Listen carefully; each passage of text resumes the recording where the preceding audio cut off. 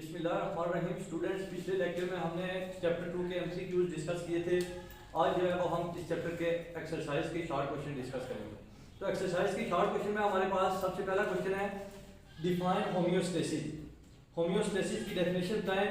तो ये आपका जो चैप्टर जहाँ से स्टार्ट होता है पेज 17 है, वहाँ पे इसका आंसर दिया हुआ है। First, the ability to maintain internal environment constant is called homeostasis. तो इसकी ये डेफिनेशन आपने जो है वो टिक कर लेनी। क्वेश्चन नंबर 2 है हमारे पास, differentiate between osmoregulation and thermoregulation. कि ऑस्मोरेगुलेशन और थर्मोरेगुलेशन के अंदर डिफरेंस बताएं। तो इसका आंसर भी इसी पेज के ऊपर दिया हुआ है। ऑस्मोरेगुलेशन क्या है कि इसके जिसमें जो है वो हम वाटर और जो सॉल्ट्स होते हैं उनकी जो है वो मेंटेनेंस करते हैं, मेंटेन करते हैं बॉडी के अंदर उनकी अमाउंट को, इसको ऑस्मोरेगुलेशन कहते हैं। और थर्मोरेगुलेशन ऐसा मैकेनिज्म होता है जिसके अंदर जो है वो हम बॉडी के इंटरनल टेम्परेचर को मेंटेन करते हैं, इसको थर्मोरेगुलेशन। तो ये भी आपके पेज 17 के ऊपर इनके दो आंसर दिए हुए आपकी टेक्स्ट बुक में। तीसरा क्वेश्चन जो है वो आपका है कि प्लांट स्टोर करते हैं वाटर को in the vacuoles of their cells, के जो उनके वैक्यूल्स होते हैं उनके सेल्स में जो है वो वाटर को स्टोर करते हैं। What is the benefit of it? कि प्लांट जो है वो वैक्यूल के अंदर जो है वो वाटर को स्टोर करते हैं, तो इसका बेनिफिट क्या होता है? तो ये आपका जो है वो पेज नंबर 18 के ऊपर जो है वो आंसर दिया हुआ है कि प्लांट जो है वो जब वाटर को स्टोर करते हैं तो वाटर के स्टोर करने की वजह से क्या होता है कि प्लांट सेल जो है वो टर्जिड हो जाते हैं, सेल जो है वो तन जाता है। तो ये उसका जो है वो बेनिफिट है। नेक्स्ट आगे ये पेज नंबर 18 पे आपका आंसर दिया हुआ है।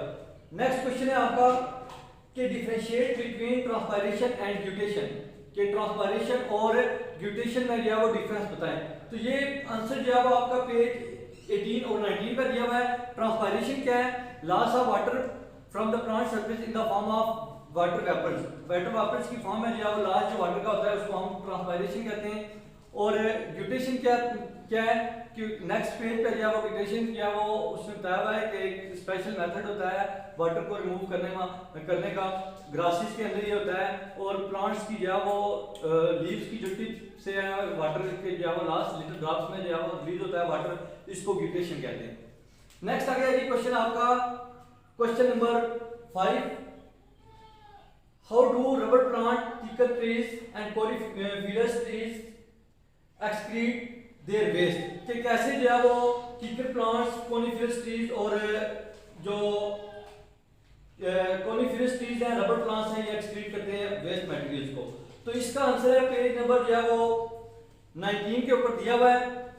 यहाँ पे लिखा हुआ है excretion of other metabolic waste. तो इस पैराग्राफ के अंदर आप नीचे देखेंगे कि कुछ प्लांट जो होते हैं एक्सक्रीट करते हैं वेस्ट मटेरियल को, तो उसमें उसने दिया हुआ है। तो रबर प्लांट जो होता है उसकी एक्सक्रीशन को लेटेक्स कहते हैं, जबकि जो कीकर ट्री होता है किशे निलोटिको कहते हैं उसको, और इसकी एक्सक्रीशन को जो है रम्स बोलते हैं।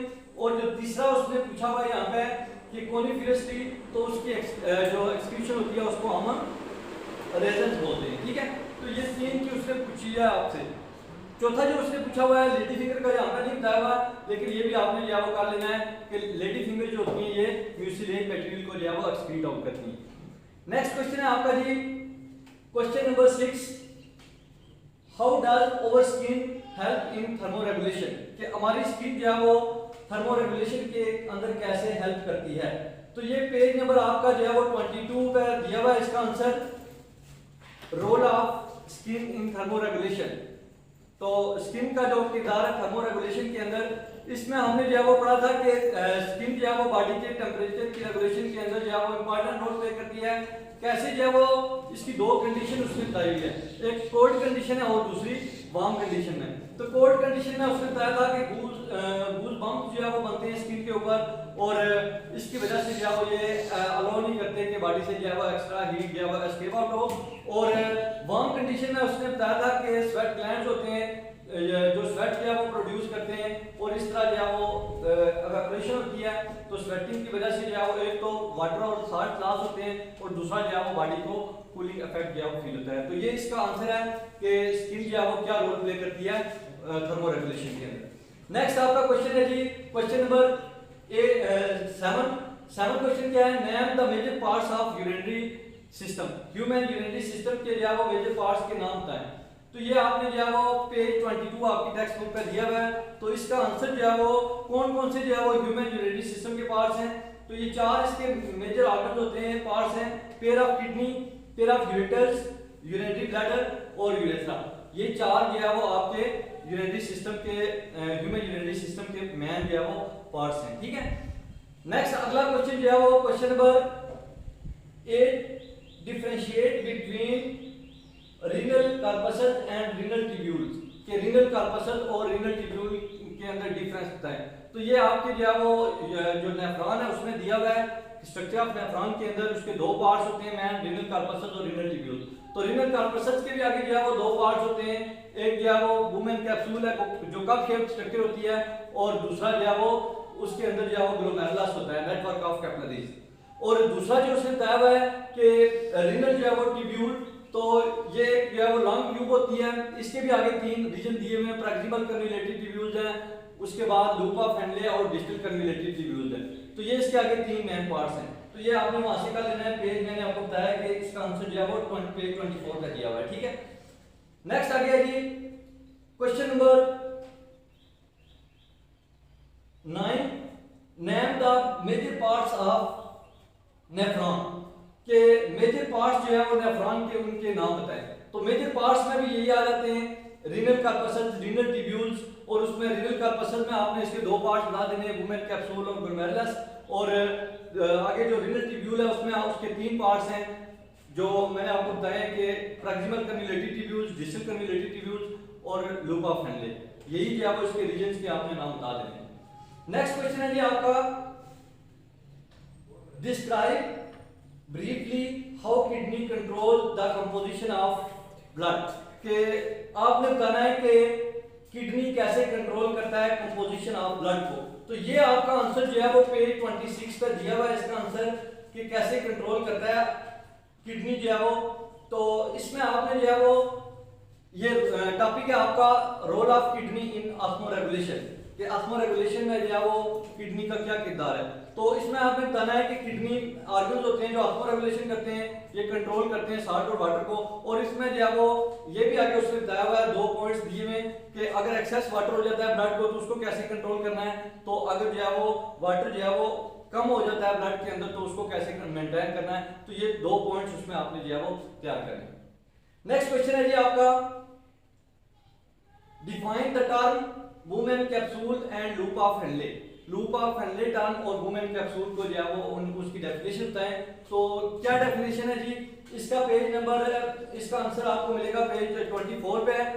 और ये होता क्या है, women capsule cup shaped structure होती है जिसको हम जो है वो वुमेन कैप्सूल कहते हैं। और इस लूप ऑफ हेनले क्या है कि जो मिडिल पार्ट होता है रीनल ट्यूब्यूल का, उसके अंदर जो उसकी स्ट्रक्चर जो होती है वो यू शेप्ड होती है, और इसकी वजह से जो है वो हम उसको क्या कहते हैं, लूप ऑफ हेनले कहते हैं। जो मिडिल पोर्शन होता है उसकी स्ट्रक्चर यू शेप्ड होती है और उसको हम क्या कहते हैं, लूप ऑफ हेनले। तो ये दो डेफिनेशन है।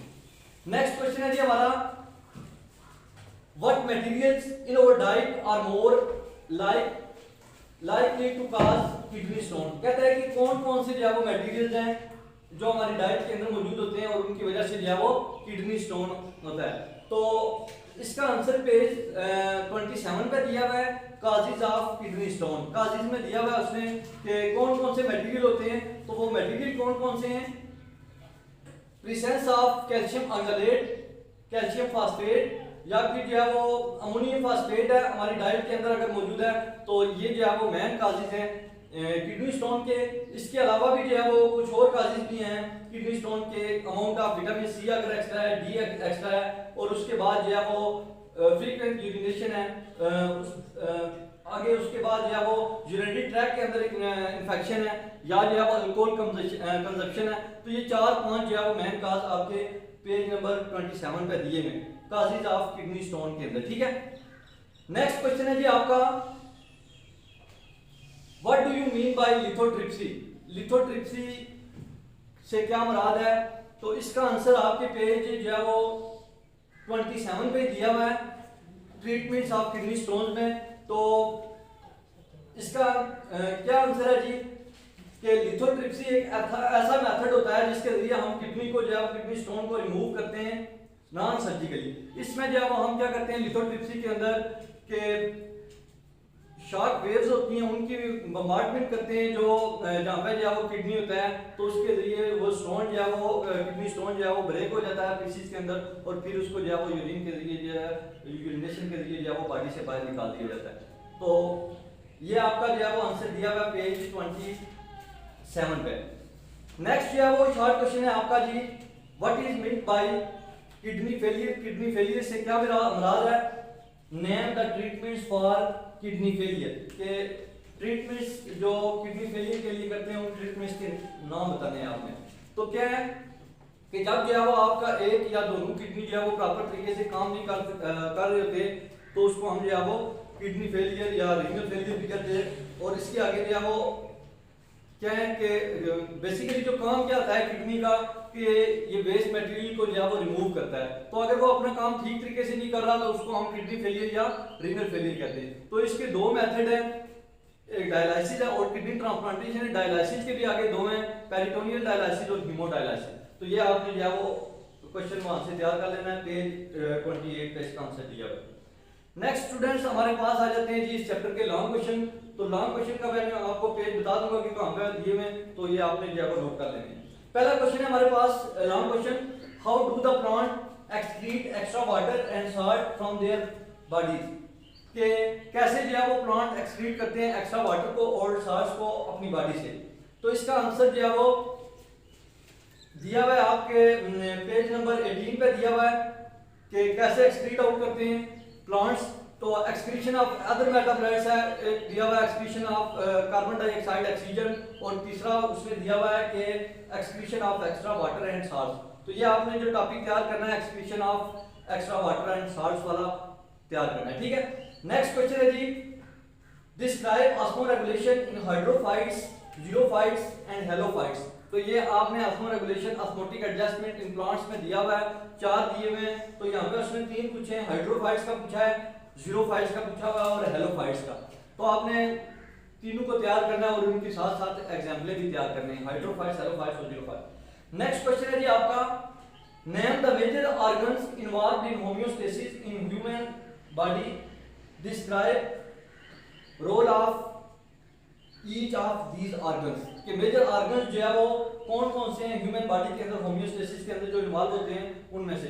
तो इसका आंसर आप पेज नंबर 22 निकालें, उस पर दिया हुआ है रोल ऑफ स्किन, उसके बाद रोल ऑफ लंग्स और रोल ऑफ लिवर। ये 3 टॉपिक आपने जो है वो इसमें तैयार करने हैं। नेक्स्ट क्वेश्चन है जी आपका, right a note on the structure of kidney, के स्ट्रक्चर ऑफ किडनी के ऊपर नोट लिखें। तो ये आपने जो है वो नोट लिखना है, ये पेज नंबर 24 पे आपका आंसर दिया हुआ है। पहले स्ट्रक्चर ऑफ किडनी है और फिर उसकी जो है वो स्ट्रक्चर ऑफ नेफ्रॉन आगे दिया हुआ है, वो अलग से भी क्वेश्चन पूछ सकता है, ठीक है। नेक्स्ट क्वेश्चन है जी, what is the function unit of kidney, describe its structure and draw a label diagram. Next वही क्वेश्चन आ गया है कि उसका जो फंक्शन यूनिट कौन सा है, तो वो नेफ्रॉन है। Structure and function unit kidney का जो होता है वो नेफ्रॉन होता है। अब जो है वो उसने क्वेश्चन में पूछा हुआ है कि उसकी स्ट्रक्चर भी नेफ्रॉन की ड्रा करनी है और आगे उसकी जो है वो लेबल डायग्राम भी बनानी है, ठीक है। नेक्स्ट क्वेश्चन है जी, describe the process of pressure filtration and reabsorption in the kidney, के प्रेशर फिल्ट्रेशन प्रोसेस जो है वो प्रेशर फिल्ट्रेशन का कैसे होता है और रीअब्जॉर्प्शन का किडनी के अंदर। तो इसका आंसर 2 पॉइंट्स हैं, एक प्रेशर फिल्ट्रेशन वाला पॉइंट आपने तैयार करना है और एक रीअब्जॉर्प्शन जो होती है किडनी के अंदर वो तैयार करना है। पेज नंबर आप 25 और 26 पे दिए हुए हैं इसके उनके आंसर, ठीक है। नेक्स्ट क्वेश्चन है जी, what is tubular secretion, how does it help in the removal of waste from the blood. What आपने ट्यूबुलर सेक्रीशन, इसी से आगे नेक्स्ट टॉपिक है रीअब्जॉर्प्शन से आगे ट्यूबुलर सेक्रीशन, उसकी डेफिनेशन तैयार करनी है और वो आगे उसका नेक्स्ट जो पैराग्राफ दिया हुआ है वो मुकम्मल उसमें जो है वो आपने ट्यूबुलर सेक्रीशन वाला तैयार कर लेना है, ठीक है। पेज नंबर 26 पे है ये क्वेश्चन। आगे जी, write a comprehensive note on kidney stones by describing causes, symptoms and treatments. तो कॉम्प्रिहेंसिव नोट लिखना है किडनी स्टोन के ऊपर, इसमें आपने जो है वो उसकी कॉजेस भी बतानी है, सिम्टम्स भी बतानी है और ट्रीटमेंट्स भी। तो ये आपका पेज नंबर 27 पे क्वेश्चन दिया हुआ है। सबसे पहले आपने जो है वो किडनी स्टोन के बारे में बताना है, फिर आपने उसकी कॉजेस बतानी है, सिम्टम्स और ट्रीटमेंट्स। तो ये आपका लॉन्ग क्वेश्चन है। नेक्स्ट है जी, write down the symptoms and causes of kidney failure, कि किडनी फेलियर के काजेज बताएं और उसकी जो है वो सिम्टम बताएं। तो पहले आपने जो है वो किडनी फेलियर की डेफिनेशन बतानी है और फिर उसके काजेज और सिम्टम। तो पेज 28 पे जो है वो इसका आंसर दिया हुआ है। नेक्स्ट आ गया जी, define dialysis, describe the processes of peritoneal and haemodialysis. तो डायलिसिस का बताना है कि ये एक मशीन होती है जिसके लिए हम ब्लड को प्यूरिफाई करते हैं और इसमें आगे इसकी जो है वो दो मेथड है, पेरिटोनियल डायलिसिस और हीमोडायलिसिस। तो ये आंसर आपका जो है वो पेज 28 और 29 पे दिया हुआ है, ठीक है। नेक्स्ट है जी, लास्ट क्वेश्चन आपका, along with excretion kidney also play a role in osmoregulation, comment on this statement। तो इसका जो है वो role of kidney in osmoregulation, ये टॉपिक आपने तैयार करना है, दोस्त के पॉइंट्स हैं, पेज नंबर जो है वो 26 पे इसका आंसर दिया हुआ है। स्टूडेंट्स नेक्स्ट लेक्चर में जो है वो हम नेक्स्ट टॉपिक को डिस्कस करेंगे, तब तक के लिए अल्लाह हाफ़िज़।